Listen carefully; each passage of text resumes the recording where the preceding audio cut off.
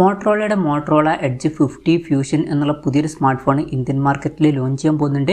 ഈ ഒരു ഫോണിൻ്റെ ഫീച്ചേഴ്സിനെ പറ്റിയിട്ടുള്ള പല കാര്യങ്ങളും ഇപ്പോൾ പറയാൻ കഴിഞ്ഞിട്ടുണ്ട്.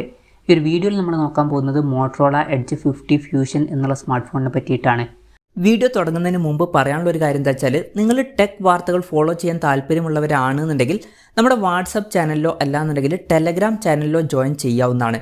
താഴെ ഡിസ്ക്രിപ്ഷനിലും അതുപോലെ തന്നെ കമൻറ്റ് ബോക്സിലും നമ്മുടെ വാട്സപ്പ് ചാനലിൻ്റെയും അതുപോലെ തന്നെ ടെലഗ്രാം ചാനലിൻ്റെയൊക്കെ ലിങ്കും കാര്യങ്ങളൊക്കെ കൊടുക്കുന്നുണ്ട്. അവിടെ റെഗുലർ ആയിട്ടുള്ള ടെക് അപ്ഡേറ്റ്സും കാര്യങ്ങളൊക്കെ ലഭിക്കുന്നതായിരിക്കും. ആദ്യം നമ്മൾ ഫീച്ചേഴ്സും കാര്യങ്ങളൊക്കെ നോക്കുകയാണെന്നുണ്ടെങ്കിൽ ഡിസ്പ്ലേയുടെ കാര്യത്തിൽ ഈ ഒരു സ്മാർട്ട് ഫോണിൽ 6.7 ഇഞ്ചിൻ്റെ ഫുൾ HD+ ഡിസ്പ്ലേ വരുന്നതായിരിക്കും.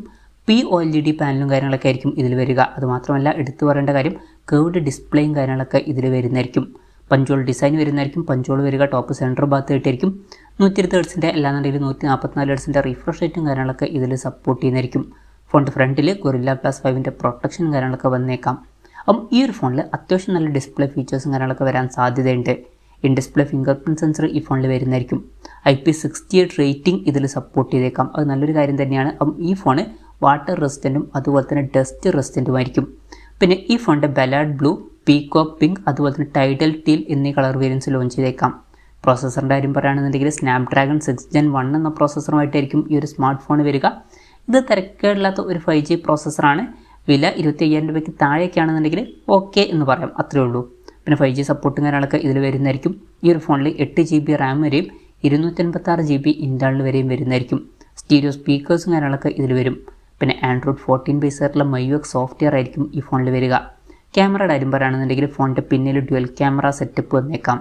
50 മെഗാ പിക്സലിലെ മെയിൻ ക്യാമറ സെൻസർ ഈ ഫോണിൽ വരുന്നതായിരിക്കും. OSൻ്റെ സപ്പോർട്ടും കാര്യങ്ങളൊക്കെ മിക്കവാറും ഈ ഫോണിൽ വരും. പിന്നെ 13 mega pixel ultra wide angle ലെൻസും ഇതിൽ വന്നേക്കാം. ഫ്രണ്ടിൽ 32 മെഗാ പിക്സൽ സെൽഫി ക്യാമറ വരാനാണ് സാധ്യത. ബാറ്ററിയുടെ കാര്യത്തിൽ 5000 mAh ബാറ്ററിയും കാര്യങ്ങളൊക്കെ ഇതിൽ വരുന്നതായിരിക്കും. 68 വാട്ടിൻ്റെ ഫാസ്റ്റ് ചാർജിങ് സപ്പോർട്ടും ഇതിൽ വന്നേക്കാം. Type-C ചാർജിംഗ് പോർട്ടുമായിട്ടായിരിക്കും ഈ ഒരു സ്മാർട്ട് ഫോൺ വരിക. അപ്പോൾ നല്ലൊരു ബാറ്ററി സെറ്റപ്പും ഈ ഒരു സ്മാർട്ട് ഫോണിൽ വന്നേക്കാം. അപ്പം ഇതൊക്കെയാണ് ഫീച്ചേഴ്സിനെ പറ്റി പറയാനുള്ള കാര്യങ്ങൾ. ഇനി ലോഞ്ച് ഡേറ്റിൻ്റെ കാര്യം പറയുകയാണെന്നുണ്ടെങ്കിൽ ഒഫീഷ്യലായിട്ടുള്ള കൺഫർമേഷൻസ് ഇപ്പം പുറത്ത് വന്നിട്ടില്ല. പക്ഷെ ഒരു കാര്യം എന്താ വെച്ചാൽ, മോട്ടറോളയുടെ എഡ്ജ് 50 Pro എന്നുള്ള സ്മാർട്ട് ഫോൺ April 3 ഇന്ത്യൻ മാർക്കറ്റിൽ ലോഞ്ച് ചെയ്യാൻ പോകുന്നുണ്ട്. ചിലപ്പം ഈ ഒരു ഫോൺ ആ ഫോണിൻ്റെ കൂടെ ലോഞ്ച് ചെയ്തേക്കാം. എന്തായാലും ഒഫീഷ്യൽ കൺഫർമേഷൻസ് ഒക്കെ വരുമ്പോൾ അതിനെ പറ്റിയിട്ടുള്ള വീഡിയോസൊക്കെ നമ്മൾ ചെയ്യുന്നതായിരിക്കും. അപ്പം അതുപോലുള്ള വീഡിയോസ് കാണാൻ താല്പര്യമുണ്ടെന്നുണ്ടെങ്കിൽ ഈ ചാനലും സബ്സ്ക്രൈബ് ചെയ്യാവുന്നതാണ്.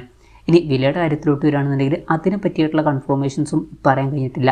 എന്നാലും നമ്മുടെ എക്സ്പെക്റ്റേഷൻ പറയുകയാണെന്നുണ്ടെങ്കിൽ മിക്കവാറും ഈ ഫോണിൻ്റെ വില 25,000 രൂപയ്ക്ക് താഴെയായിരിക്കും വരിക. നമ്മുടെ എക്സ്പെക്റ്റേഷൻ പറയുമ്പോൾ ഒരു 22,000 to 24,000 രൂപ പ്രൈസ് റേഞ്ചിലൊക്കെ ആയിട്ട് ഈ ഫോൺ നമുക്ക് എക്സ്പെക്റ്റ് ചെയ്യാവുന്നതാണ്. കൺഫർമേഷൻസ് ഇല്ല, ജസ്റ്റ് നമ്മുടെ എക്സ്പെക്റ്റേഷൻ പറഞ്ഞു എന്നേ ഉള്ളൂ. എന്തായാലും മോട്ടറോളയുടെ മോട്ടറോള എഡ്ജ് 50 ഫ്യൂഷൻ എന്ന പുതിയൊരു സ്മാർട്ട് ഫോൺ ഇന്ത്യൻ മാർക്കറ്റിൽ ലോഞ്ച് ചെയ്യാൻ പോകുന്നുണ്ട്.